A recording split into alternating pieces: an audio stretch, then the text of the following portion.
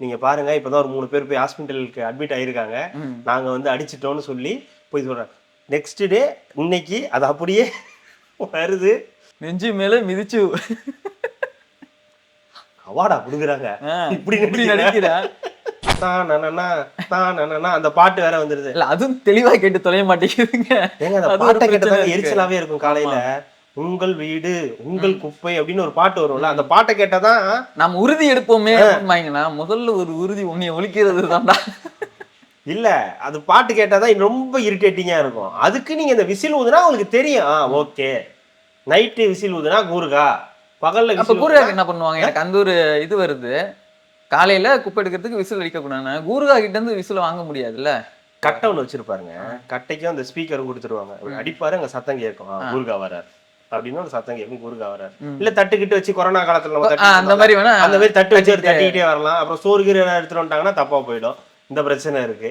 திமுக காங்கிரஸ் ஆட்சியிலையும் பங்கு அதிகாரத்திலையும் பங்கு அப்படின்ற மாதிரி நொட்டுவாங்க அப்படின்னு ஸ்டாலின் சொல்றாரு. நொட்டுவாங்க உங்களுக்கு அப்படின்னு. அதான் போயிருச்சே இல்லன்ட்டாங்களே. நொட்டிட்டு போயிடுச்சு. யாரை பார்த்து முடியாதுன்னு, எப்படி முடியாதுன்னு நான் தாண்டா சொன்னேன் முடியாதுன்னு. முன்னாடி நின்று தாண்டா சொல்றேன் முடியாது அப்படின்ற மாதிரி. எனக்கு ரொம்ப கோவம் வருது, ஆத்திரம் வருது. தண்ணி குடி.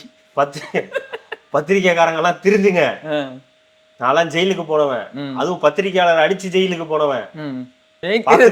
இதுல என்ன பெருமைன்ற மாதிரி பத்திரிக்கையாளர் அடிச்சுட்டு ஜெயிலுக்கு போனதெல்லாம் ஒரு விஷயமா? அது கூட ஹைலைட் இல்ல. அதுக்கு அவங்க சிரிச்சாங்க பாருங்க. அண்ணியார் சிரிச்சாங்க பாருங்க, அதுதான் ஹைலைட்டே. ஜெயிலுக்கு போனவங்க பத்திரிக்கையாளர் அடிச்சு ஜெயிலுக்கு போனவனோட அவங்களுக்கு அப்படி ஒரு சந்தோஷம். ஏன்னா அவங்களுக்கு இதுவா இருக்கிறது இப்ப பத்திரிக்கையாளர்கள் தானே. எங்க கிட்டயும் பாய்ஸ் இருக்காங்கன்னு வேற அவரா சும்மா எல்லாத்தையும் விளம்பரம் பண்றது. இது பண்ணிருக்கோம், இதை நாங்க பண்ணிருக்கோம், இதை நாங்க செஞ்சிருக்கோம், அதை நாங்க செஞ்சிருக்கோம். ஒரு இடத்துல நீங்க சொல்லும் போது ஓகே. பட் எலெக்ஷன் வந்துருச்சுன்றதுக்காக யூடியூப் ஃபுல்லா வீடியோவை இறக்கி அது அந்த ஸ்பான்சர் வீடியோல வந்து மக்களுக்கு ஒரு மாதிரி அயற்சியை கொண்டு வந்துடும். இல்ல இதுக்கெல்லாம் நிதி எங்க அரசாங்கத்திலிருந்து போதா கட்சியில இருந்து போதா? ரெட்ரோலுக்ஸ் பிளஸ் நேயர்களுக்கு வணக்கம். இன்றைய பொலிட்டிக்கல் ஃபன் நிகழ்ச்சியில் தமிழகத்தில் நடக்கும் அரசியல் நிகழ்வுகளை பற்றி விவாதிக்கலாம். வணக்கம் கார்த்திக். வணக்கம் ஜோ. அதுக்கு முன்னாடி ஆஸ் யூஷுவல் ரெட்ரோலுக்ஸ் ப்ளஸ்ஸையும் வந்து நீங்கள் வந்து தொடர்ந்து சப்ஸ்கிரைப் பண்ணிகிட்டு இருக்கீங்க. ரெட்ரோலுக்ஸ் முதல்ல வந்துடுச்சு, மீண்டும் கம்பேக் வந்து கொடுத்தாச்சு, வீடியோஸ் போட ஆரம்பிச்சாச்சு. அப்போதான் வந்து கேட்டுக்கிட்டே இருந்தாங்க இனிமேட்டு ரெகுலராக வீடியோ போடுங்க. நம்மளும் சொன்னோம், நேற்றுக்கு வீடியோ போடவே இல்லை. நான் இல்லை காரணம் ஹி இஸ் த கல்பிரிட் அப்படின்றதுனால. அந்த ரெட்ரோலுக்ஸ் வந்ததுனால அதுக்கான அந்த வேலைகள் எல்லாம் இருந்ததுனால பண்ண முடியல. பட் இனிமே வரும், ரெகுலராக வரும்னு நம்புவோம், நம்புங்க. ஸோ ரெட்ரோலுக்ஸ் எப்படி நீங்கள் சப்போர்ட் பண்ணி தொடர்ந்து சப்ஸ்கிரைப் பண்ணுறீங்களோ சேம் அதே மாதிரி ரெட்ரோலுக்ஸ் ப்ளஸ்ஸையும் தொடர்ந்து சப்போர்ட் பண்ணுங்கள், சப்ஸ்கிரைப் பண்ணுங்கள். ஸோ நல்ல நல்ல வீடியோக்கள் உங்களுக்கு கண்டிப்பாக வந்து சேரும். சொல்லுங்கள், தமிழ்நாட்டில் என்ன பிரச்சனை பேசி தீர்த்துருவோம் இன்னைக்கு. நான் எப்பயுமே சொல்ற டைலாக் தான், தமிழ்நாட்டில் பிரச்சனை இல்லை, தமிழ்நாடே பிரச்சனை தான் இருக்கு அப்படின்ற மாதிரி கலவரம் பண்ணியிருக்காங்க நேற்றுக்கெல்லாம். நம்ம நேற்றுக்கு பேசியிருக்க வேண்டியது நம்ம பேசாமல் விட்டுட்டோம். ஓகே, இதில் பாரிஸ் கார்னரில் பார்த்தீங்கன்னா தாவேக்காவினர் வந்து இந்த வாக்கெடுப்பு வந்து எவ்வளோ இருக்குது, நம்ம தாவேக்காக்கு ஆதரவாக எவ்வளோ இருக்குன்றதுக்காக ஒரு கலவீதியில் போய் சென்செக்ஸ் எடுக்க போயிருக்காங்க. திமுக நிர்வாகிகள்லாம் படை சூழ்ந்து நீ எப்படி இங்கே வந்து எடுக்கலாம், இதுக்கு நீ யார்கிட்ட பர்மிஷன் வாங்கியிருக்க, நீ பர்மிஷன் வாங்கிட்டு வந்துட்டுன்னு சொல்லி மூஞ்சிலே 2 விட்டு அனுப்பிவிட்ருக்காங்க. அதில் பாவம் கர்ப்பிணி பெண்ணு ஒருத்தவங்க இருந்திருக்காங்க. அதை விட முக்கியமானது உடனடியாக தாவேக்காவினர் அங்கே ஸ்பாட்டுக்கு வந்திருக்காங்க. அதுதான் ஒரு கட்சியோட தேவை. ஏதோ ஒரு சம்பவம் நடக்குது அப்படின்னும் போது அது எங்கேயோ இருக்குது அறிக்கையிட்டு கொடுக்காம டக்குன்னு லோக்கல்ல இருக்கக்கூடிய இந்த 2ஆம் கட்ட தலைவர்கள் எல்லாருமே சிடிஆர் ஆகட்டும், மாதவர்ஜுனா ஆகட்டும், எல்லாருமே வந்ததுன்றது ஒரு பாராட்டப்பட வேண்டிய விஷயம்.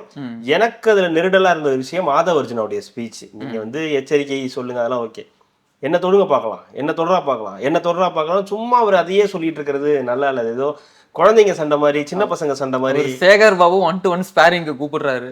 ரோஷன்னா 2 ரவுண்டு அந்த மாதிரி எல்லாம் இருக்கக்கூடாதுங்க. அதெல்லாம் படத்தோட நிறுத்திக்கணும். ஏன்னா இப்போ நீங்க ஸ்கூல் காலேஜ்ல நம்மலாம் வந்து என்ன தொடரா பார்க்கலாம், நீ என்ன அடிச்சு பாடுறா பார்க்கலாம் அப்படின்னு நம்ம ஒரு சண்டை போடுவோம்ல, அந்த மாதிரி இருக்கு. அரசியல் அடிக்கிறாங்க அப்படின்றப்ப நம்ம பேசாம இருக்கு. இல்லைங்க, உண்மைதான். அடிக்கிறாங்கன்னா நீங்க அதுக்கு திருப்பி வந்து நீதிமன்றம் மூலியமா சட்டம் மூலியமா நடவடிக்கை எடுங்க, நாங்க அந்த மாதிரி போறோம்னு சொல்றதுதான் அணுகுமுறை. அதை விட்டுட்டு நீங்களே ஏத்தி வர்ற மாதிரி என்ன தொடரா பார்ப்போம், என்ன தொடு, என்ன தொட்டு பார்க்க சொல்லுங்க பாப்போம் அப்படின்னு சொல்றது வந்து ஒரு சரியான அணுகுமுறையா இருக்காது. இதை ஒரு அப்பப்போ உணர்ச்சி வசப்பட்டு ஏதாவது ஒன்று பேசிடுவாரு. அந்த மாதிரியான ஒரு ஸ்பீச்சா இருக்கு. ஆனா அவங்க உடனடியாக களத்துக்கு வந்தது, அவங்களெல்லாம் வந்து இது பண்ணது, அவங்கள போய் ஹாஸ்பிட்டலில் போய் பார்த்தது, ராஜ்மோகன் எல்லாருமே போய் பார்த்ததுன்றது ஒரு நல்ல விஷயம். சர்வே எடுக்க போயிருக்காங்க. இதே பிரச்சனைய ஒரு மாவட்ட செயலாளர் அவங்களோட ஒரு மாவட்ட செயலாளர் அந்த பொண்ணு ஒருத்தவங்க சொன்னாங்க, ஞாபகம் இருக்குங்களா? இப்போ லேட்டஸ்டா ஒரு அவங்களுடைய இது மீட்டிங் நடந்துச்சு. அப்போ பேசும்போது அவங்களே கூட சொன்னாங்க, நம்ம சும்மா போய் இது பண்ணா கூட நம்மளை வந்து இது பண்றாங்க, சும்மா ஏதாவது நிர்வாகிகள் நமக்குள்ள ஏதாவது மீட்டிங்னா கூட நம்மளை வந்து அட்டாக் பண்ண வர்றாங்க அப்படின்லாம் சொல்றாங்க. ஸோ அதுதான் நேற்று நிரூபணமாயிருக்கு.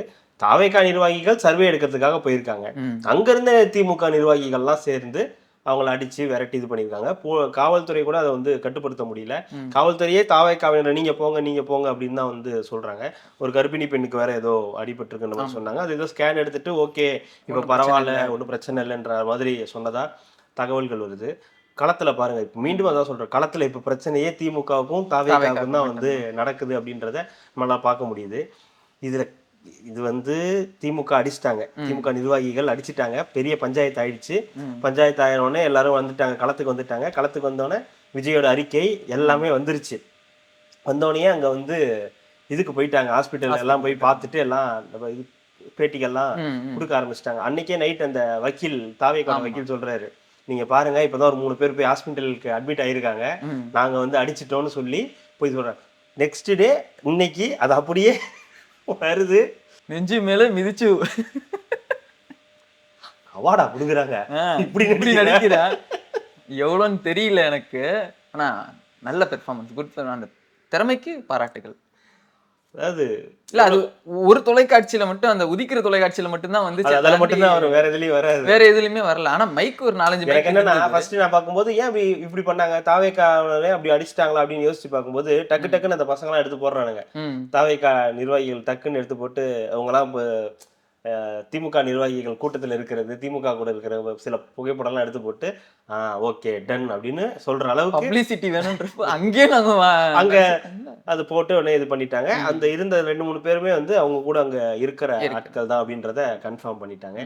ஸோ இதெல்லாம் தேவையில்லாத வேலை. அவங்க பாட்டுக்கு சர்வே எடுக்கிறாங்க. அந்த சர்வேல என்ன போய் அப்படியா சொல்லுவாங்க, அடிப்பாங்களா யாராவது போட்டு நான் ஏன் விஜய்க்கு ஓட்டு போடணும், என்னங்க இது, நாங்களாம் வாழ்றதா வேணாமா, ஒரு ஹெவி பெர்ஃபார்மன்ஸ், அது எப்படி சொல்றதுன்னு தெரியல, லோலகா பண்ணிட்டியேமா அப்படின்ற மாதிரி. இல்ல நினைச்சு பாருங்களேன், ஒரு சர்வே எடுக்க போறாங்க, ஒரு வீட்டுக்கு போறாங்க, நீங்க யாருக்கு ஓட்டு போடுறீங்க, தாவேகாவும் நிக்குது திமுகவும் நிக்குதுன்றப்போ அந்த வீட்டுல இருக்கிறவர் என்ன பதில் சொல்றாரு, அவரோட மனநிலைமை என்னன்னு யோசிச்சு பாருங்க. நான் பாகிஸ்தான்ல இருந்து வரேன், எனக்கு இங்க ஓட்டு கிடையாது அப்படின்ற அவரு.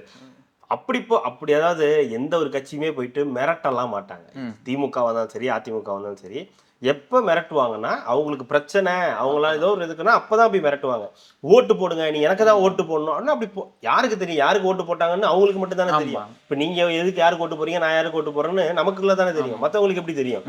அவங்கள போய் எப்படி மிரட்ட முடியும்? அவங்கள போய் மிரட்டினாங்களா, விஜய்க்கு நீங்க இன்னும் தேர்தலே அறிவிக்கல, அதுக்குள்ளே விஜய்க்கு ஓட்டு போடு அப்படின்றாங்களாம். மைக்க தான் நீட்டி என்னம்மான்னு தான் கேட்டேன். ஓடு ஒவ்வொரு வைக்க ஆரம்பிச்சிட்டா. இல்ல அது பேட்டி கூட பாத்தீங்களா, அடி வாங்கினா ஒரு 2 நிமிஷம் பேசலாமா, அது ஒரு 1/4 மணி நேரத்துக்கு வந்து எஸ்ஏ மாதிரி வந்து பாதிக்கப்பட்டவங்களே 1/4 மணி நேரம் வந்து மூச்சு பிடிச்சி பேசுறாங்க அப்படின்னா இல்ல இப்ப எந்த அளவுக்கு ஸ்டாமினா இருக்கும் பாத்துக்கோங்க. இது ஒரு பக்கம், இது வந்து தாவேகா. இது இன்னொரு பக்கம் எப்படி பேசுறாங்கன்னா, கரூர்ல இப்படி ஒரு சம்பவம் நடந்துச்சுல்ல, அப்பெல்லாம் நீங்க ஓடி போயிட்டீங்கல்ல, நீங்க இப்ப வந்து எப்படி பேசுவீங்க? அது கரூர்ல நடந்தது துயர சம்பவம். அது ஒரு இது வரைக்கும் யாரும் பார்க்காத ஒரு துயர சம்பவம். அவங்க நிக்காதது எல்லாமே வந்து தப்புன்னு 1000 முறைக்கு மேல சொல்லியாச்சு. இந்த கட்சிக்காரங்க இருந்திருக்கணும், விஜய் அங்க போயிருக்கணும்ன்றதெல்லாம் நம்ம 1000 முறை சொல்லியாச்சு. ஆனா திருப்பி நீ கரூர்ல நிக்கல, நீ அவங்க கரூர்ல நிக்காததுக்காக நீங்க இவங்களை போட்டு அடிக்கலாமா? இது என்ன மாதிரி லாஜிக்னே தெரியல.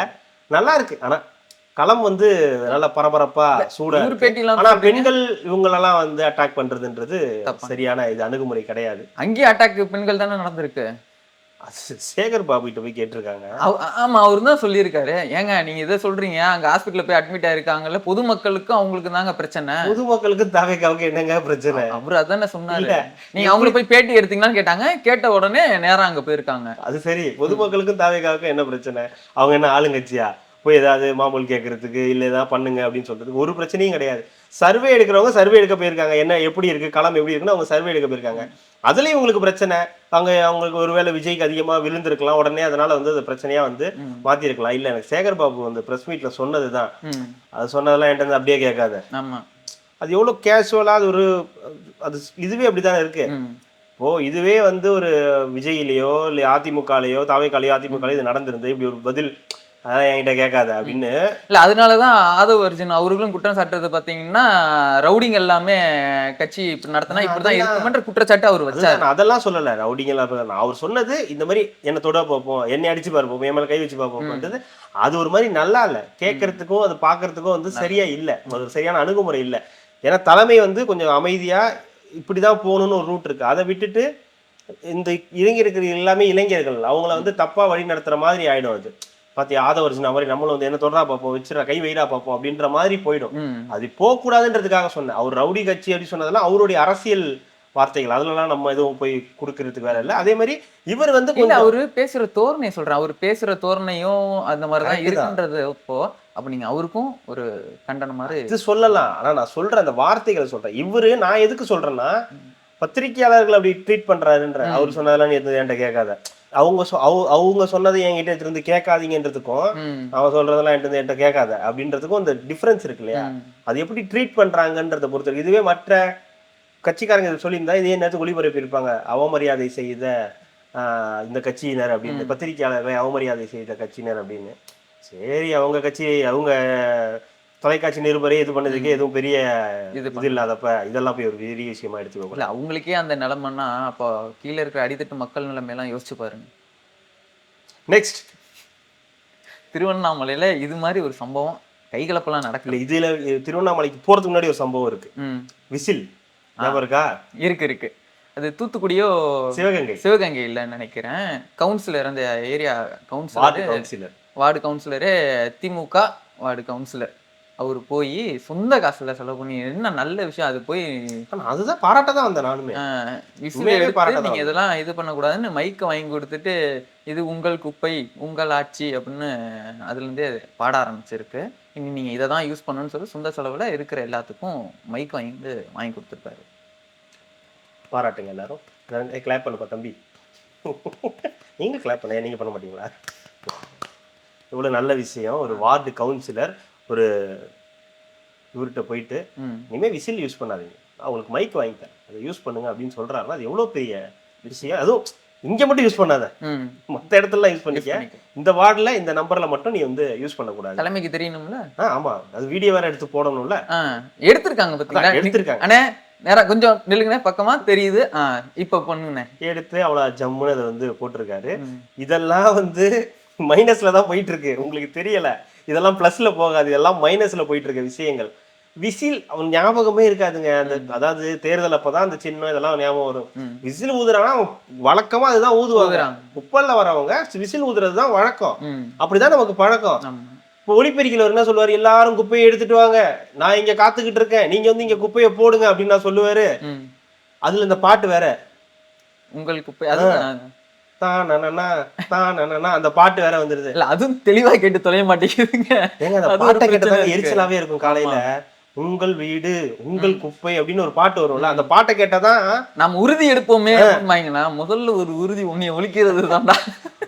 இல்ல அது பாட்டு கேட்டாதான் ரொம்ப இரிட்டேட்டிங்கா இருக்கும். அதுக்கு நீங்க இந்த விசில் ஊதுனா உங்களுக்கு தெரியும், ஓகே நைட்டு விசில் ஊதுனா கூறுகா, பகல்ல கூறுகா என்ன பண்ணுவாங்க. எனக்கு அந்த ஒரு இது வருது, காலையில குப்பை எடுக்கிறதுக்கு விசில் அடிக்க கூடாது, கூறுகா கிட்ட இருந்து விசில் வாங்க முடியாதுல்ல. அவர் எப்படி மைக்ல வச்சு இப்படியே பேசிட்டே போறா, ஏய் திருடர்களா எங்க இருக்கீங்க எல்லாம் ஓடி போங்க அப்படின்னு கத்தில கட்டை ஒண்ணு வச்சிருப்பாருங்க. கட்டைக்கும் அந்த ஸ்பீக்கர் கொடுத்துருவாங்க, அடிப்பாரு, அங்க சத்தம் கேட்கும், கூறுகா வரார் அப்படின்னு ஒரு சத்தம் கேட்கும், கூறுகா வரார். இல்ல தட்டுக்கிட்டு வச்சு கொரோனா காலத்துல அந்த மாதிரி வேணா அந்த மாதிரி தட்டு வச்சு தட்டிக்கிட்டே வரலாம். அப்புறம் சோறு கீரை எடுத்துட்டு வந்துட்டாங்கன்னா தப்பா போயிடும், இந்த பிரச்சனை இருக்கு. அதனால இந்த விசில் இதெல்லாம் வந்து சும்மா இந்த மாதிரி விஷயத்துல எல்லாம் வந்து அசிங்கமா இருக்கு. இதெல்லாம் திமுகவுக்கே அசிங்கம். விசில் சின்னம் அதை அவங்களுக்கு கொடுத்துருக்காங்க, அதை போய் ஏன் நீ சொல்லக்கூடாதுன்றீங்க. சரி நாளைக்கு தூத்துக்குடியில சரி இருக்காது அங்க வாய்ப்பு, சிவகங்கையில ஓகே. இந்த தஞ்சாவூர் பக்கம்லாம் வந்து விவசாயிகள்லாம் இருப்பாங்க, அப்போ உங்களுக்கு சீமான் ஒரு பிரச்சனையா இருந்தா ஒரு விவசாயி சின்னலாம் இப்போ விவசாயம் பண்ணக்கூடாதுன்னு சொல்லிடுவோமா அங்க போயிட்டு ஜேசிபி எடுத்துட்டு போயிட வேண்டியதுதான். எடுத்துட்டு போயிட்டு மொத்தமா முடிச்சு விட்டு அடிச்சிட்டு யாருக்குமே இந்த நாட்டுல சோறு இருக்கக்கூடாது அப்படின்னா ரோட்ல மரம்லாம் இருக்கு, ரெட்டலை எல்லாம் இருக்கு, அதெல்லாம் பிச்சு போட்டுருங்க, வெறும் மொட்டை மரமா இருக்கட்டும், பாலைவனத்துல இருக்கிற மாதிரி அந்த மாதிரி ஏதாவது இருந்துட்டு போட்டு அந்த மாதிரி இருக்க விடுவோமா? இல்ல நேத்துக்கு அவர் முகில் அவர்களோட அந்த வீடியோ எடுக்கும்போது சொன்னாரு, அப்ப வரும்போது ஸ்டேடியத்துக்கு மேல சூரியன் உதிக்குது, சூரியனை திரை போட்டு மறைச்சிடலாமா, இல்ல விளையாண்டுட்டு கையை கட்டினோம்னா வெட்டிடலாமா? வெட்டிடலாமா? அதான் இதெல்லாம் வந்து அல்பத்தனமா இருக்கு. இந்த மாதிரி இதெல்லாம் போயிட்டு விசில் ஊதக்கூடாது, அதுக்கு பதிலாக நீங்க மைக் வச்சுக்கோங்க அப்படின்லாம் சொல்றேன். இப்போ நாளைக்கு மைக் ஒருத்தவங்களுக்கு சின்னமா வச்சுன்னா என்ன பண்ணுவாங்க? ரோட்ல கத்திக்கிட்டே போவாங்களா? குப்பல்றவங்க வாங்க எல்லாரும் வீட்டு வெளியே வாங்க, நான் குப்பல்றதுக்காக வந்திருக்கேன், எல்லாரும் வந்து போடுங்கன்னு எவ்வளவு தூரம் பேச முடியும்? விசில் அவங்களுக்கு தேவையான ஒரு இது ஈஸி, ஊதுனா வந்துருவாங்கன்றது தெரியும். எப்படி இப்பெல்லாம் காலைல ஸ்கூல் ஹார்ன் அடிச்சா பசங்க எல்லாம் ஷார்ப்பான டைம் வருவாங்களோ, விசில் அடிச்சா அந்த மாதிரி டைமுக்கு வருவாங்க. இதை ஒரு பெரிய விஷயமாக்கி அதுக்கு ஒரு வீடியோ எடுத்து தன்னுடைய விசுவாசத்தை திமுகவுக்கு காட்டுறதா சில விஷயங்கள்லாம் வந்து முடியலப்பா, சத்தியமா முடியல. அது நம்ம இப்போ முன்னாடி கேட்டோம் பார்த்தீங்கன்னா, திருவண்ணாமலையில பார்த்தீங்கன்னா ஒருத்தரோட பிறந்தநாள் கொண்டாட்டம், தாவேக்கால இருக்கிறவரோட பிறந்தநாள் கொண்டாட்டம், அந்த ஃபயர் கன் எல்லாத்தையும் வச்சுட்டு சுழண்டு ஜேசிபிலேருந்து அந்த இதுலேருந்து கொண்டு வந்து மாலை போடுறதுன்னு சொல்லிட்டு ஒரு அமக்கலம் பண்ணியிருக்காங்க. அதாவது தாவேக்கா ஒரு மாற்று சக்தியா வருதுன்றாங்க. இது எப்படி மாற்று சக்தியில வரும்ன்ற ஒரு கேள்வியெல்லாம் இந்த மாதிரியான சம்பவங்கள் எழுப்பும். அதாவது திமுக அதிமுக இந்த மாதிரி சம்பவங்கள்லாம் பண்ணுவாங்க. ரோட்ல அலப்பறையை கொடுக்கறது, பர்த்டே கொண்டாடுறது, இந்த மாதிரியான விஷயங்கள். அப்புறம் ஒரு சில தலைவர்களோட பிறந்த நாளுக்கு காரை அபியூஸ் பண்ணுவாங்க. காரை அபியூஸ் பண்ணிட்டு போய் அந்த இதுக்கு இது பண்ணுவானுங்க. அதெல்லாம் நம்ம பார்த்துருக்கோம். கத்திச்சண்டா அதான் அந்த மாதிரி எல்லாமே நடக்கும். அப்படி வந்து அந்த மாதிரி ஒண்ணுதான் இந்த பிறந்த நாள் கொண்டாடுறது. இந்த தலையில அந்த கிரீடம் மாதிரி வச்சுக்கிட்டு கண்ணை வச்சு சுடுறது, கேக்கு பட்டாக்கத்தியை வச்சு வெட்டுறது அப்படின்னு. இப்ப திருவண்ணாமலையில தாவேக்கா மட்டும் இல்ல, வேற ஒரு திமுக நிர்வாகி இன்னொரு இடத்துல இதே ஒண்ணு பண்ணியிருக்காரு. அதுவும் ஒரு இது எல்லாருக்குமே பொருந்தும். இது திமுக அதிமுக தாவேக்கா நாம் தமிழர் யாருக்குமே இல்லை, எல்லாருக்கும் பொருந்தும். உங்க பர்த்டேவா உங்க வீட்டுக்குள்ள கொண்டாடுங்க, இல்ல ஏதோ ஒரு ஹால்ல வச்சு கொண்டாடிக்கிங்க, சந்தோஷமா இருங்க, ஏதோ பண்ணிட்டு போங்க. ஏழைகள் நிறைய பேர் இருக்காங்க, அவங்களுக்கு ஏதாவது ஆசிரமம் போகலாம், ஏதாவது இல்ல அதெல்லாம் அவ்வளவு தூரம் எல்லாம் போகாதீங்க, அதெல்லாம் தவறு. இவ்வளவு செலவு இதுக்கு சுத்தி இருக்கிறவங்களே ஏழைகள் தான். இவ்வளவு செலவு பண்றவங்க அதுக்கு பண்ண சுத்தி இருக்கிறவங்களே ஆசிரமத்துல போக வேண்டியவங்க தாங்க, அந்த அளவுக்கு தான் இருப்பாங்க. அதெல்லாம் பண்ணாதானே ஒரு இது கிடைக்கும். அந்த மாதிரி அதெல்லாம் என்ன சொல்றேன், நீங்க ரோட்ல வச்சு பண்ணி தொலையாதீங்கன்னு தான் சொல்றோம். நீங்க எதுமோ பண்ணிட்டு போங்க. அது இல்லாம புது கட்சி, நீங்க உங்களை விளம்பரப்படுத்துறதுக்கு 1000 விஷயங்கள் இருக்கு. உங்களை விளம்பரப்படுத்திக்கிறதுக்கு போஸ்டர் அடிக்கலாம், இப்ப யூடியூப் இதெல்லாம் இருக்கு, இன்ஸ்டாகிராம்ல எவ்வளவோ ப்ரொமோஷன்ஸ் பண்றாங்க. இல்ல நல்லது பண்ணுங்க, உண்மையாவே நல்லது பண்ணுங்க, ப்ரொமோஷன் ஆவீங்க. அதை விட்டுட்டு அசிங்கமா கண்ணை வச்சு சுடுறதும், ரோட்ல கும்பலை கூட்டிட்டு போறதும், தாவேக்கா கொடியை நட்டுக்கிட்டு ஒரு 50-60 பேர் போறதுன்றதெல்லாம் இதெல்லாம் தேவையில்லாத வேலை. கண்டிப்பா அது கெட்ட பேர் தான் உண்டாக்கும். அதுக்கு உடனே இன்னைக்கு ஆனந்த் அவர்கிட்ட இருந்து அறிக்கை வந்துச்சு. கூட்டத்திற்குரிய பொதுச் செயலாளர் வந்து இன்னைக்கு வந்து இது கொடுத்துட்டாரு, அறிக்கை கொடுத்துட்டாரு. இந்த மாதிரி மக்களுக்கு இடையூறு பண்ற மாதிரி பிறந்த நாள் கொண்டாட்டங்கள்லாம் நம்ம கட்சியினர் பண்ணீங்கன்னா கடுமையான நடவடிக்கை எடுக்கப்படும் அப்படின்னு சொல்லி ட்வீட் போட்டு உடனே கேட்டுருவாங்க. அடுத்தது இங்கிட்ட வந்துடும். ரொம்ப நாளா நம்ம பேசிட்டு இருந்தோம், திமுக காங்கிரஸ் ஆட்சியிலையும் பங்கு அதிகாரத்திலையும் பங்கு அப்படின்ற மாதிரி நொட்டுவாங்க அப்படின்னு ஸ்டாலின் சொல்றாரு. நொட்டுவாங்க உங்களுக்கு அப்படின்னு. அதான் போயிருச்சே இல்லன்ட்டாங்களே, நொட்டிட்டு போயிருச்சு அப்படின்ற மாதிரி முடியவே முடியாது. இதெல்லாம் வந்து தமிழ்நாட்டுக்கு அரசியலுக்கு இதெல்லாம் ஈடுபட்டு வராது. தயவு செஞ்சு திருப்பிலாம் வந்து கேட்காதீங்க. ஆனாலும் நீ நானும் அண்ணன் தம்பிடா அப்படின்றத சொல்லியிருக்காரு அவரு. உடனே எல்லாம் பேசிட்டு கடைசியா ஒரு இக்கு நாங்க ஒரே கூட்டணியில தான் இருக்கோம். அதுதான் புரியாத புதிரா இருக்கு. இங்க ஒரு பிரச்சனை போயிட்டு இருக்கு. காங்கிரஸ்ல ஆட்சி அதிகாரத்தில் பங்கு வேணும் அப்படின்னு கங்கணம் கட்டிட்டு திரியிறாங்க. ஏன்னா இதுதான் சான்ஸ், இதை விட்டா நமக்கு சான்ஸ் கிடைக்காது கேட்கறதுக்கு அப்படின்னு. இவங்க அப்படியே பொறுமையா இருந்தாங்க. இப்ப 22ஆம் தேதிக்கு தூக்கி போட்டாங்க தொகுதி பங்கீட. அதுக்கே சம காண்டில் இருக்காங்க காங்கிரஸ். இப்ப 22ஆம் தேதி வரைக்கும் நம்ம வெயிட் பண்ணணுமா அப்படின்னு. ஏற்கனவே அங்க வெந்நீர் ஊத்திட்டு இருக்கக்கூடிய எம்பி 22ஆம் தேதி அறிக்கை சொல்றேன்னு கூட இல்லையா, அப்பதானே இன்னைக்குதான் ஆரம்பிக்கிறாங்க 1 by 1. அதுக்கப்புறம் சின்ன சின்ன கட்சிகளா வந்து 1 by 1 ஒரு நாளைக்கு ஒரு 2-3 கட்சி வருவாங்க, சின்ன கட்சிகள். அவங்களுக்கு ஒரு தொகுதியை கொடுத்து போட்டோக்கு போஸ்ட் கொடுத்து அனுப்பிச்சு விட்டுருவாங்க. அப்படி நடக்கும். அப்ப காங்கிரஸ்ன்னு வரும்போது இப்ப இவங்க கேட்கறது ஒரு இது இருக்கு, இவங்க கேட்கறது ஒண்ணு இருக்கு. இவங்க அண்டார்டிகா வேணும்ன்றாங்க, இவங்க முடியாது, இதுதான் கொடுக்க முடியும் அப்படின்றாங்க. சோ இதுதான் இங்க பிரச்சனை. இப்ப ராகுல் காந்தி வரைக்கும் இந்த சம்பவம் போயிடுச்சு. அவரே அப்படி சொல்றதா எங்களுக்கு ஆட்சி அதிகாரத்துல பங்கு வேணும், இல்ல அதிகமான தொகுதி வேணும் அப்படின்னு சொல்ற மாதிரியான சம்பவங்கள் ஒரு பக்கம் நடந்துகிட்டு இருக்கு. அதுக்கெல்லாம் ஒரு டாட் வைக்கிற மாதிரி இன்னைக்கு இந்தியா டுடேயோட அந்த கான்க்ளேவ் ரவுண்ட் டேபிள்ல வந்து முதலமைச்சர் வந்து அப்படின்னு சொல்லிட்டாரு. முடியாது முடியாது அப்படின்ட்டாரு. எது முடியாதா, என்னடா சொன்ன முடியாதா அப்படின்னு சுப்பிரமணியபுரத்துல இந்த பூட்டின வீட்டுக்கு முன்னாடி டான்ஸ் ஆடிட்டு இருப்பாங்களா, அந்த மாதிரி காங்கிரஸ்காரங்க யாரை பார்த்து முடியாதுன்னு, எப்படி முடியாதுன்னு, நான் தான்டா சொன்னேன் முடியாதுன்னு, முன்னாடி நின்று தான்டா சொல்றேன் முடியாது அப்படின்ற மாதிரி முடியாதுன்ட்டாரு. உடனே மாணிக்கம் தாகூர் 2006 96 இடங்களை ஜெயித்து, நாங்கள் 38 34 இடங்களை ஜெயித்து உங்களை ஜெயிக்க வைத்து நாங்கள் அப்பொழுதே தவறு செய்து விட்டோம். நான் செஞ்சிட்டல, அப்புறம் இப்போ வந்து பேசிக்கிட்டு இருக்க, இதெல்லாம் நீ அன்னைக்கு கேட்டிருக்கணும். அந்த 2006 எப்போ இருக்கு, 2024 எங்க இருக்கு? 20 வருஷத்துக்கு பின்தங்கி வந்துட்டு இப்ப வந்துட்டு எங்களுக்கு ஆட்சி வேணும் அதிகாரம் வேணும்னா கொடுத்தா ஜெயிக்கணும். 63 கொடுத்தா 5 ஜெயிக்கிற, உனக்கு எப்படி அவன் தருவான்? அது ஒரு கேள்வி இருக்கு. இதே 25 கொடுத்தீங்கன்னா ஒரு 18 ஜெயிக்கிற, அப்ப நீ என்ன பண்ணணும்னா அதே 25 வாங்கி ஒரு 20 22 ஜெயிக்கிற வழியை பார்க்கணும். அதை விட்டுட்டு சும்மா ஆட்சியில் பங்கு அதிகமா சீட் வேணும்னா அதை போய் கேட்கணும். இல்ல உங்களுக்கு வேற ஏதாவது பிரச்சனை அதை செய்யணும், அதையும் செய்யறது இல்லை. இல்ல நாங்க வெளியே வரோம்னு தைரியமா முடிவா இருக்கணும், அதையும் எடுக்கிறது இல்லை. நாங்க வந்து இணக்கமா தான் இருக்கோம் அப்படின்னு செல்வ பெருந்தகை வந்து இங்க சொல்லிக்கிட்டு இருக்காரு. சோ இது வந்து ஒரு மாதிரி போயிட்டு இருக்கு. ஒவ்வொருத்தரும் ஒவ்வொரு மாற்று கருத்துக்களை வச்சுக்கிட்டே இருக்காங்க. செல்வ பெருந்தகை ஒரு சைடு கல்ல போட்டாச்சு, மாவை எடுத்து ஊத்தியாச்சு, தேய்ச்சாச்சு, அடுப்பு மட்டும் பத்த வைக்கல. இப்ப எப்படி இந்த தோசை வரும்? அந்த மாதிரிதான் வராது. அதே மாதிரிதான் இந்த கூட்டணி இருக்கு, ஆனா இது ஆரம்பிக்கல. இதுதான் பஞ்சாயத்து இதுல. சோ இது வந்து எப்போ இதாகுதோ அப்பதான் வந்து அடுத்த கட்டத்துக்கு வந்து நகரும். ஆனா இது இப்படியே போற போக்க பார்த்தா காங்கிரஸ் இன்னும் அவங்க கூட ஒரு முடிவுக்கு வராதனால இன்னும் பல கட்சிகள் எல்லாமே அசிங்கப்படுத்துறாங்க. எல்லாரும் சேர்ந்து ராஜகண்ணப்பன் சொல்றாரு 2 பேர் இருந்துட்டு ஒரு கட்சின்னு அது கட்சிக்கு ஒரு தொகுதி பங்கீடு அதை ஒதுக்கணும்னு இவங்க வேற டார்ச்சர் பண்றான்னு ராஜகண்ணப்பன் சொல்றாரு. இன்னொரு பக்கம் செல்வ பெருந்தகையே வந்து நாங்க பிரச்சனைன்னு சொல்ல முடியாது, ஆனா இருக்கு, அவ்வளவு ஹைட்டுன்னு சொல்ல முடியாது, அவ்வளவு ஒரு குள்ளன்னு சொல்ல முடியாது அப்படின்ற மாதிரி நாங்க பேசிட்டோம், ஆனா இருக்கு. இல்ல அதுக்கு நாஞ்சலி சம்பத்தோட ஒரு டைலாக் ஒண்ணு, ஃபேமஸான டைலாக் ஒண்ணு வரும், அதுதான் எனக்கு இப்ப ஞாபகம் வந்தது. ஓகே, சொல்லக்கூடாது. இல்ல அதுதான் ஞாபகம் வந்தது. அவர் நிறைய விஷயம் சொல்லியிருக்காரு, அதுல ஒண்ணு ஞாபகம், ஹைலைட்ஸ்ல அது ஒண்ணு. ஆமா, அது மாதிரி வந்து காங்கிரஸ்க்கும் திமுகவுக்கும் இந்த பஞ்சாயத்து இன்னைக்கு முதலமைச்சர் அதை உடைச்சிட்டாரு. இப்ப காங்கிரஸ் என்ன பண்றதுன்னு சொல்லி துடிச்சுக்கிட்டு இருக்கு. இவங்களுக்கும் வெளியே போறதுக்கு தைரியம் கிடையாது, இவங்களுக்கும் நீங்க இல்லாம நாங்க ஜெயிப்போம்னு சொல்றதுக்கு தைரியம் கிடையாது. இதுதான் இங்க 2 பேருக்குள்ள பஞ்சாயத்து. ஆனா நல்லா இருக்கு, ஃபன்னா இருக்கு பாக்குறதுக்கு. இல்ல இது இன்னும் உறுதிப்படுத்தானா மத்த கட்சிகளும் இன்னும் உறுதிப்படுத்தாம இருக்குது. என்னத்தை உறுதிப்படுத்த வேண்டியிருக்கு? கூட்டணிகள் நம்ம யாரு கூட கூட்டணி, யாரை உறுதிப்படுத்தணும்? 234 விருப்ப மனு வாங்கிட்டு இருக்காங்க ஒருத்தவங்க. நாங்களே 2-3 நாளா வெறிச்சோடி போய் தான் வெறியாகி ஊர்ல இருந்து ஆளை வர வச்சு 6வது நாளா விருப்ப மனு வாங்கிட்டு இருக்கோம். நேத்துலாம் பாத்தீங்களா, நேத்து முந்தா நேரத்துலாம் பாத்தீங்களா, ஆளே இல்ல, ஆளே கிடையாது. அதுல ஒருத்தர், அவர் விருகம்பாக்கம் தொகுதியை சேர்ந்தாராம் ஒருத்தர், சொல்றாரு அன்னைக்கு மேடையில, எனக்கு ரொம்ப கோவம் வருது, ஆத்திரம் வருது, தண்ணி குடி, பத்திரிகைக்காரங்க எல்லாம் திருந்துங்க, நான்லாம் ஜெயிலுக்கு போனவன், அதுவும் பத்திரிகையாளர் அடிச்சு ஜெயிலுக்கு போனவன். இதுல என்ன பெருமைன்ற மாதிரி பத்திரிகையாளர் அடிச்சுட்டு ஜெயிலுக்கு போனதெல்லாம் ஒரு விஷயமா? அதுக்கு அது கூட ஹைலைட் இல்ல, அதுக்கு அவங்க சிரிச்சாங்க பாருங்க, அண்ணியார் சிரிச்சாங்க பாருங்க, அதுதான் ஹைலைட்டே. ஜெயிலுக்கு போனவங்க பத்திரிகையாளர் அடிச்சு ஜெயிலுக்கு போனவனோட அவங்களுக்கு அப்படி ஒரு சந்தோஷம். ஏன்னா அவங்களுக்கு இதுவா இருக்கிறது இப்ப பத்திரிகையாளர்கள் தானே. எங்க கிட்டயும் பாய்ஸ் இருக்காங்கன்னு வேற அவரா,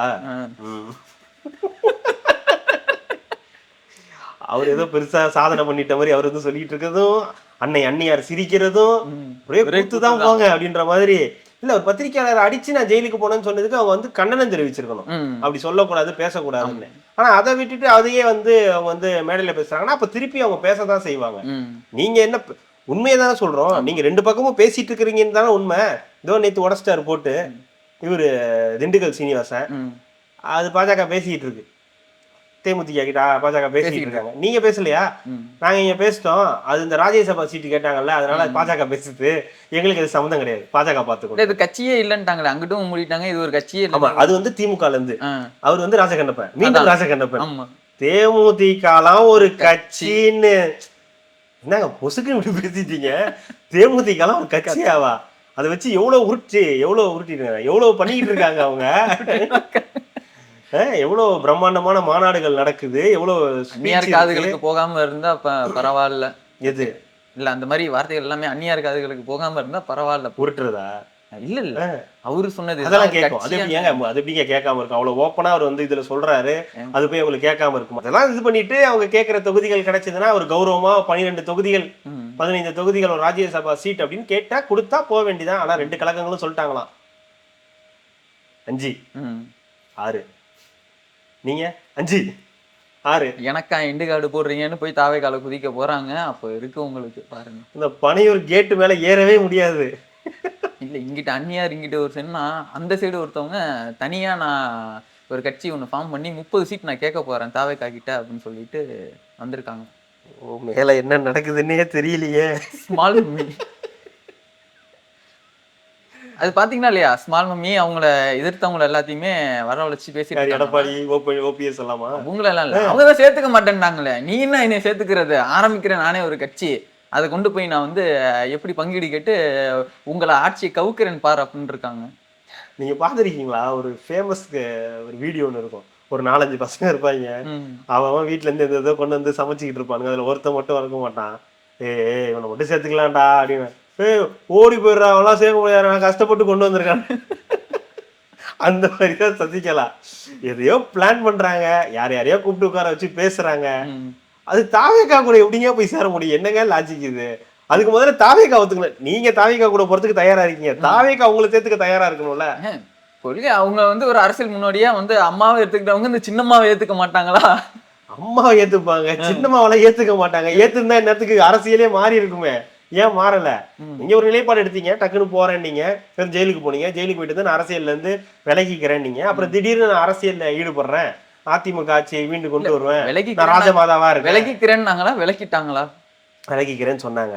அதுக்கப்புறம் இல்ல அம்மாவின் ஆட்சியை கொண்டு வரணும் அப்படின்னு சொல்லி மறுபடியும் உள்ள வந்தாங்க. அப்புறம் யாருமே இல்லாம ஒரு டூர் போனாங்க. அங்கங்க ஒரு 4 பேர் நின்றுட்டு இருந்தாங்க கடையில, வெத்தலை பாக்க வாங்கிட்டவங்களை பார்த்து நல்லா இருக்கீங்களா அப்படின்னாங்க. நல்லா இருக்கம்மா, என்னம்மா இந்த பக்கம் போயிட்டு இருக்கா அப்படின்னா, நான் மீட்டிங் வந்திருக்கேன் அப்படின்னா. சரிம்மா நல்லபடியா போயிட்டேன். மீட்டிங்கே அங்கதான், அது ஒரு பக்கம் நடந்துகிட்டு இருந்துச்சு. இப்ப திடீர்னு பார்த்தா ஒரு இது அந்த கட்சியில உள்ள 4 பேரை கூப்பிட்டு உட்கார வச்சு டீ காஃபி கொடுத்து என்ன பண்றீங்க ஏது பண்றீங்க, நம்ம தாவேக்கா கூட போலாமா அப்படின்னு கேட்டுட்டு இருக்காங்க. அவங்க தாவேக்கால நம்மளை கூப்பிட்டா நம்ம போலாம் அப்படின்னு அவங்க எல்லாம் சொல்லிட்டு வந்திருக்காங்க. சோ இது ஒரு பக்கம் அவங்க பண்ணிட்டு இருக்காங்க. இதுல வந்து நம்ம செல்ஃப் கான்ஃபிடன்ஸ் எனக்கு புரியல. எல்லாம் வச்சிருக்கேன், அவங்களே 5 6ன்னு கேட்டிருக்காங்க, எதுவுமே இல்லை வாங்கிட்டு நீ எப்படி 30 கேட்பன்னு. அது ஹவு? சரி 30 யார்கிட்ட கேட்பீங்க, அது முதல்ல எனக்கு சொல்லுங்க. 30 கேட்பீங்க, சரி யார்கிட்ட கேட்பீங்க? யார்கிட்டயாவது கேட்கணும்ல. தாவேக்காதான். தாவேக்கா கிட்ட ஏங்க 234 தொகுதியில் அவங்க தனித்து போட்டிடுறோம்னு சொன்னா அவங்கள்ட்ட போய் 30 கேட்பீங்களா நீங்க? மனசாட்சி வேண்டாம். என்னதான் இருந்தாலும் இப்ப தாவேக்கா ஒரு புது கட்சியா இருந்தாலுமே கூட அந்த கட்சிக்குன்னு ஒரு ஓட் பர்சன்டேஜ் இருக்குன்றதை இப்ப நம்ம எல்லாம் பாத்துக்கிட்டு இருக்கோம். பெரும்பாலும் இந்த எலெக்ஷனை டிசைட் பண்ண போறதே விஜய் ஃபேக்டர் தான். அப்போ விஜய் வந்து ஒரு மைனஸ் ஆகிறதுக்கு பார்க்க மாட்டாரு. ஏன்னா சசிகலா அவங்க சேர்த்துக்கிறதுனால சில இடங்கள்ல வந்து ஓட்டு வேணா விழலாம், ஆனா அது மைனஸ்ல தான் போய் முடியும். ஏன்னா சசிகலாவுக்குன்னு ஒரு இமேஜ் இருக்கு, அது ஒரு பக்கம் அது ஒரு டேமேஜான ஒரு இமேஜ். அது இன்னொரு பக்கம் முக்குலத்தோர் ஓட்டு அப்படின்ற ஒரு பக்கம் அதை எடுத்துட்டு போவாங்க. இல்ல அந்த சமூக வரும், ஆனா அது எல்லாமே வெற்றிக்கு உதவாது. விஜய்க்கு அது மைனஸா போய் முடியும். அவங்களுக்கு வேணா ஒரு சக்சஸ் இல்ல, விஜய் முகமும் இதுவும் ஒன்னா சேரும்போது அங்க ஒரு சக்சஸ் ரேஷியோ நம்ம வந்து பார்க்கலாம்ல. வாய்ப்பில்லை, அதே கணக்கு தான். 2 1 0 அதுதான் அரசியல் கணக்கு. இது நீங்க கெமிஸ்ட்ரி ரொம்ப முக்கியம். எப்பவுமே பொலிட்டிக்கல்ல இந்த கெமிஸ்ட்ரி ரொம்ப முக்கியம். இப்ப விஜய் காங்கிரஸ் வந்தா ஒரு மாதிரி நல்லா இருக்குன்னு சொல்றது எதனாலனா, விஜய்க்கு ஏற்கனவே காங்கிரஸ் மேல ஒரு அபிமானம் உண்டு. ராகுல் காந்தி இப்ப 2-3 தடவை விஜய்கிட்ட பேசியிருக்காரு. ஸோ இவங்க வந்தா ஒரு 2வது திமுகவுடைய காங்கிரஸ் கூட்டணியை உடைக்கிறதுனால விஜய்க்கு ஒரு கெயின் கிடைக்கும். திமுக கூட்டணியை உடைச்சி காங்கிரஸை விஜய் தன் பக்கம் இழுத்துக்கிட்டாருன்னு ஒரு பொலிட்டிக்கல் இமேஜ் கிடைக்கும். பர்செப்ஷன்ல விஜய் கொஞ்சம் பெட்டர் ஆவாரு. ஒண்ணுமே இல்லாத சசிகலா அவங்க போய் அவங்கள்ட்ட ஒரு கட்சி கூட கிடையாது. இப்போ டிடிவி தினகரன் மாதிரி, டிடிவி தினகரன் வந்தா நல்லா இருக்கும் நினைச்சாங்க. ஒரு கட்சி இருக்கு, ஒரு பர்சன்டேஜ் ஓட்டு இருக்கு. ஆனா சசிகலா அவங்கள்ட்ட அது கிடையாது. அவங்கள்ட்ட இருக்கிறது ஒரே ஒரு இமேஜ் தான். ஜெயலலிதா அவர்கள் கூட இருந்த ஒரு இமேஜ் மட்டும்தான் இருக்கு.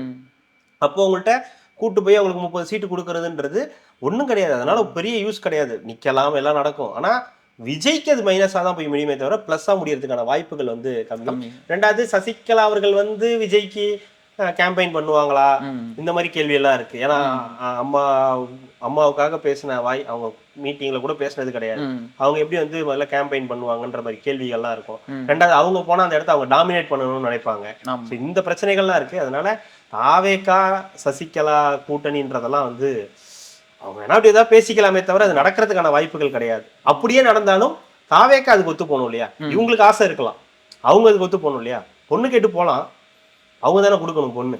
இதெல்லாம் நினைக்கும் போது தான் நம்ம ஒருத்தரை பத்தி பேசவே இல்லை. நான் கேட்டா கடந்து போகலான்னு. யாரு? ஓபிஎஸ் அவர்கள். ஓபிஎஸ் அவர்கள் ஏங்க அவரே அவர் மறந்துட்டாருங்க. நீங்க தான் இன்னும் ஞாபகம் வச்சிருக்கீங்க. அவரே அவர் மறந்துட்டாரு, நம்ம அரசியல் இருந்தோன்றதே அவரே மறந்துட்டாரு. இப்ப நீங்க அவரையே ஞாபகப்படுத்திக்கிட்டு அதுதான் சொல்றேன், கடந்து போயிடலாம். கடந்து போயிடுங்க, நிக்காதீங்க, அந்த இடத்துல இருக்காதீங்க. அப்படி ஒரு சிந்தனையே உங்களுக்கு வரக்கூடாது. இன்னைக்கு பாத்தீங்கன்னா இந்த இந்தியா டுடேவோட ரவுண்ட் டேபிள் கான்ஃபரன்ஸ் வந்து நடந்திருக்கு.